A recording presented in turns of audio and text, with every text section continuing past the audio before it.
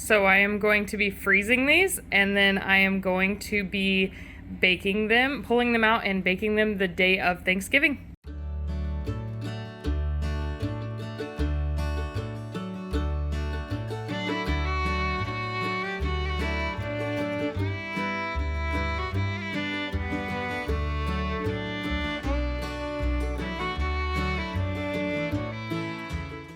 Hi you guys, welcome back to Kirshner Farmstead. My name is Kirsty if you are new to our channel, and I just wanted to pop on really quick here. I am actually making our rolls for our Thanksgiving dinner right now, and I am trying a new, it's kind of like a cross between a roll and a breadstick, right?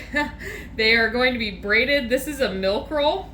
And if it turns out good, I will definitely be sharing the recipe with you guys. But we just wanted to let you know that we are going to be taking this week off, and we will be back to our regular videos starting next Monday so that we can spend all of the time with family that's going to be coming down.